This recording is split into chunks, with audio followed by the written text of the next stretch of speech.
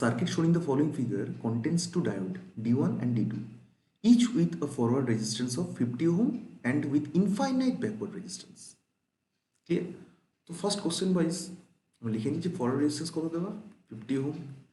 Normally তোমরা জানো যে ফরওয়ার্ড রেজিস্ট্যান্সের ভ্যালু খুব লেস হয় এবং রিভার্স রেজিস্ট্যান্সের ভ্যালু কত দেওয়া ইনফিনিটি। তাহলে বুঝতে পারছো যেহেতু রিভার্স রেজিস্ট্যান্স ইনফিনিটি, তাহলে যে ডায়োডটা with respect to battery reverse বাইসিংয়ে থাকবে সে রিভার্স রেজিস্ট্যান্স প্রডিউস করবে, অর্থাৎ সে ইনফাইনাইট রেজিস্ট্যান্স প্রডিউস করবে, ফলে সেই ব্রাঞ্চে কোনো কারেন্ট পাওয়া যাবে না, কারেন্টকে সে রেজিস্ট করবে, বাধা দেবে, ফুললি রেজিস্ট করবে, বাট এর মধ্যে কারেন্ট ফ্লো করবে কারণ এটা small resistance, very small resistance. Clear? Observe করো। তাহলে আমাদের ফার্স্ট অবজারভেশন কি হবে যে এই দুটো ডায়োডের মধ্যে ব্যাটারি রেসপেক্টে কারা কি বায়াসিংয়ে রয়েছে, কে ফরওয়ার্ড বায়াসিং আছে, কে রিভার্স বায়াসিং আছে। তো দেখো কনসেপ্ট কি বলছে, কনসেপ্ট বলছে যদি আমরা পিএন ডায়োডের সিম্বলিক রিপ্রেজেন্টেশন ড্র করি, এটা পি টাইপ সেমিকন্ডাক্টর, এটা এন টাইপ সেমিকন্ডাক্টর, আশা করি ক্লিয়ার সবার কাছে। যদি পি টাইপ সেমিকন্ডাক্টরের ব্যাটারি পজিটিভের সাথে কানেক্টেড হয় এবং এন টাইপ ব্যাটারি নেগেটিভ, অর্থাৎ যে যা সের সাথে connected, PP N N negative, তাহলে সে ধরনের বায়াসিংকে আমরা বলি forward biasing, or it is called true connection, true connection. But যদি উল্টো হয়, অর্থাৎ পি যদি ব্যাটারি নেগেটিভ এবং এন যদি ব্যাটারি পজিটিভের সাথে কানেক্টেড হয়, তখন সেটাকে আমরা বলি reverse biasing, or it is called false connection. Clear? False connection. এবার দেখো আরও দুটো ড্র করে রাখি, তোমাদের বুঝতে সুবিধা হবে। ধরো যদি পি এন ভালো করে বুঝবে, ধরো এটা বলা হচ্ছে 3 ভোল্ট, এটা বলা হচ্ছে 5 ভোল্ট। তাহলে বুঝতে পারছো 5 ভোল্ট কিন্তু 3 ভোল্টের রেসপেক্টে হায়ার পোটেনশিয়াল, যেটা নেগেটিভের সাথে কানেক্টেড। তাহলে বুঝতে পারছো এটা কিন্তু রিভার্স বায়াসিং আছে। ঠিক আছে? তেমনই যদি পিএন হয়, এটাকে ভালো করে বুঝবে, ধরো এটা জিরো পোটেনশিয়াল, এটা ধরো -1 ভোল্টেজ পোটেনশিয়াল, তাহলে কিন্তু এটা ফরওয়ার্ড বায়াসিং আছে। ক্লিয়ার? এরকম ব্যাপারটা। তো এবার ফিগার আসে যাক। দেখো এবার দেখতে হবে যে D1 D2 মধ্যে কোনটা ফরওয়ার্ড কোনটা রিভার্স। দেখো অবজার্ভ করো, দেখো এর D1 ডায়োডটা যদি অবজার্ভ করো, তাহলে D1 ডায়োডের যে পিটা দেখো ব্যাটারি পজিটিভের সাথে কানেক্টেড এবং এনটা নেগেটিভ, তাহলে এটা ফরওয়ার্ড বায়াসিং আছে। চোখ বুঝিয়ে বলতে পারি আমরা ফরওয়ার্ড বায়াসিং। ফলে এই 50 ওহম রেজিস্ট্যান্স সে প্রডিউস করবে, 50 ওহম রেজিস্ট্যান্স। আর D2 ডায়োডটা দেখো এর পি টাইপটা দেখো নেগেটিভ এবং এন টাইপটা পজিটিভের সাথে কানেক্টেড, তাহলে এ কিসে আছে রিভার্স বায়াসিং, তাহলে সে ইনফাইনাইট রেজিস্ট্যান্স শো করবে, ইনফাইনাইট রেজিস্ট্যান্স। তাহলে D1 ডায়োড শো করবে 50 ওহম রেজিস্ট্যান্স আর D2 ইনফাইনাইট। ফলে বুঝতে পারছো সে ইনফাইনাইট রেজিস্ট্যান্স শো করলে তার মধ্যে কারেন্ট, সে এই ব্রাঞ্চের মধ্যে কারেন্ট সে পাস করতেই দেবে না, মানে এই ব্রাঞ্চে কারেন্ট হয়ে যাবে জিরো। তাহলে যদি কারেন্ট জিরো হয়, তাহলে 50 ওহম রেজিস্ট্যান্সে কোনো পোটেনশিয়াল ড্রপ হবে না।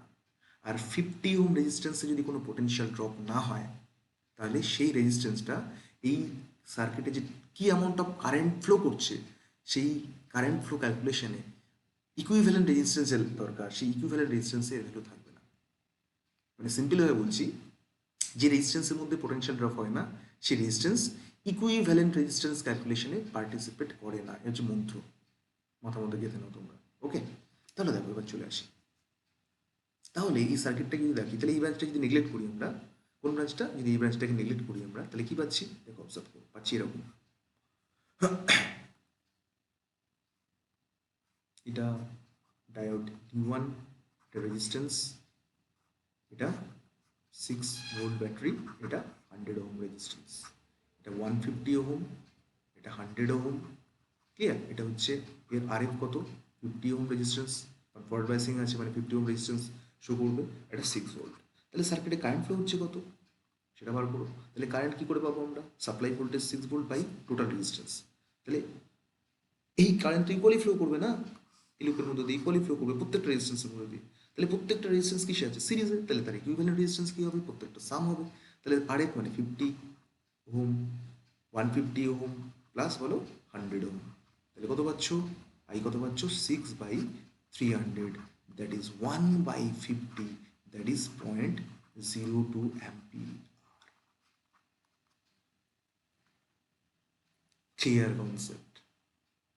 তাহলে এবার বলো যে যেহেতু কারেন্ট ইকুয়ালি ফ্লো করছে এই লুপের মধ্যে দিয়ে, প্রতিটি রেজিস্ট্যান্সের মধ্যে দিয়ে, তাহলে 150 ওম থ্রু 150 ওম রেজিস্ট্যান্স থ্রু যে কারেন্ট পাস করছে বা ফ্লো করছে তার ভ্যালু হচ্ছে 0.02 অ্যাম্পিয়ার। সিমিলারলি 100 ওমের মধ্যে যে কারেন্ট পাস করছে সেটাও 0.02 অ্যাম্পিয়ার। এবার কোশ্চেন ওয়াইজ চাওয়া হচ্ছে কি, যে কারেন্ট থ্রু 100 ওম রেজিস্ট্যান্স, তাহলে আনসার বুঝতেই পারছো, অপশন উইল বি বি।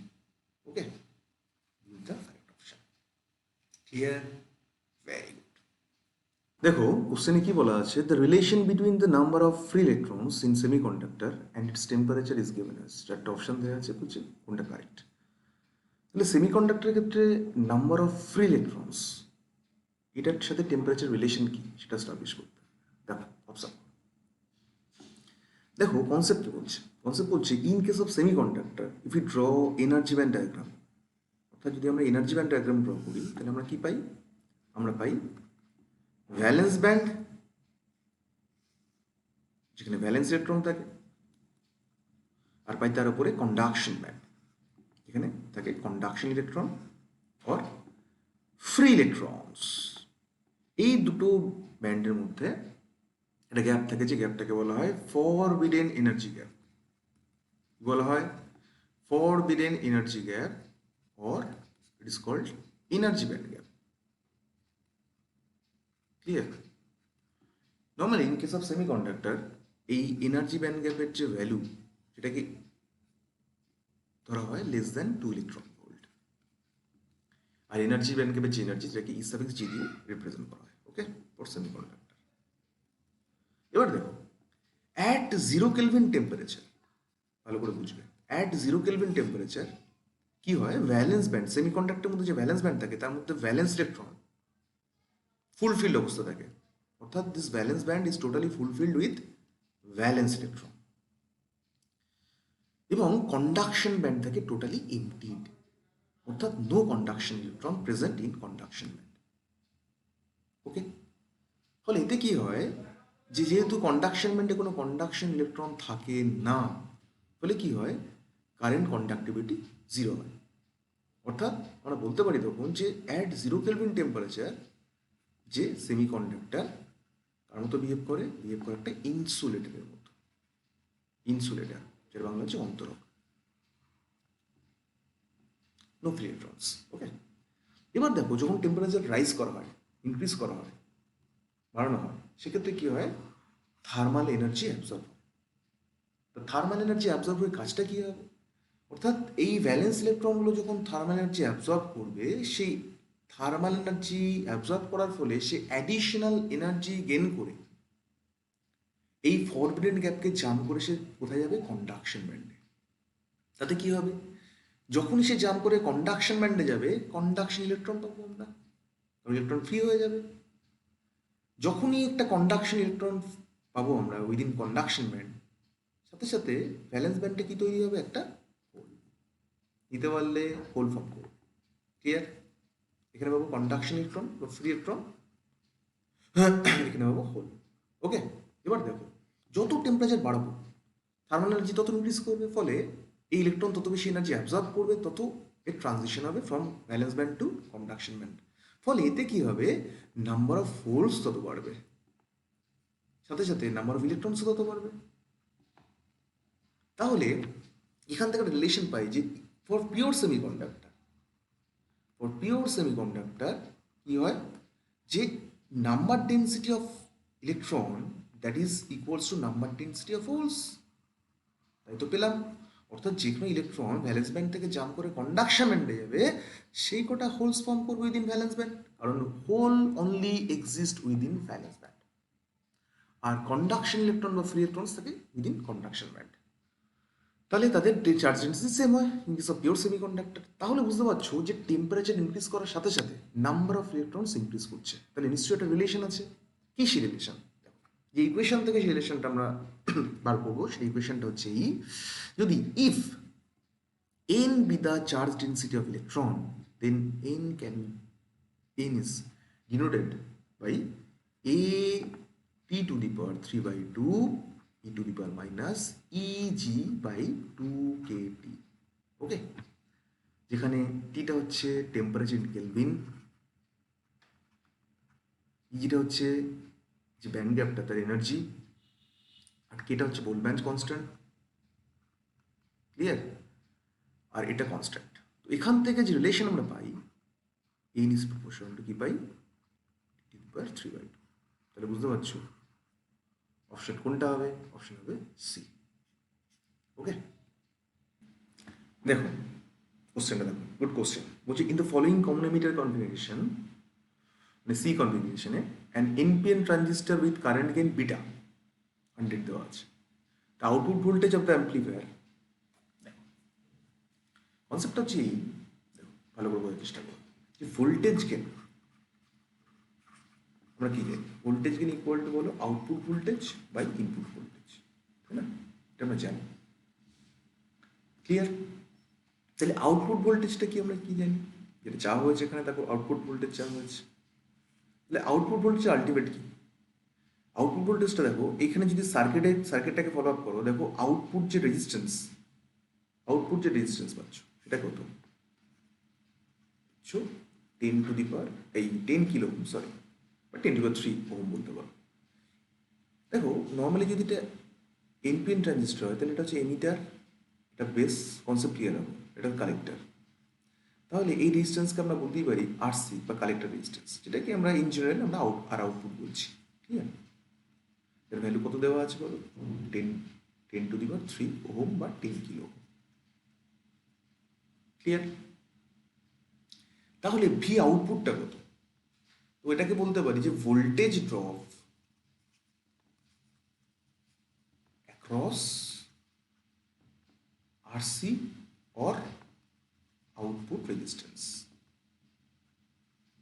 বা এক্সটার্নাল রেজিস্ট্যান্স, দ্যাট ইজ বলো 10 kilo ohm according to the question. আর ইনপুট ভোল্টেজ তো দেওয়াই আছে, কত দেওয়া আছে বলো? ইনপুটটা দেওয়া আছে 1 millivolt, that is 10⁻³ volt.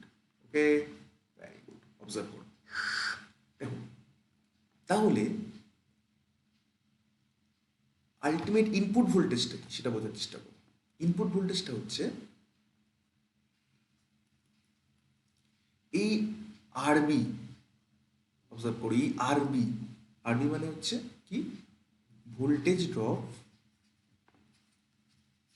Across আরবি অর আর ইনপুট।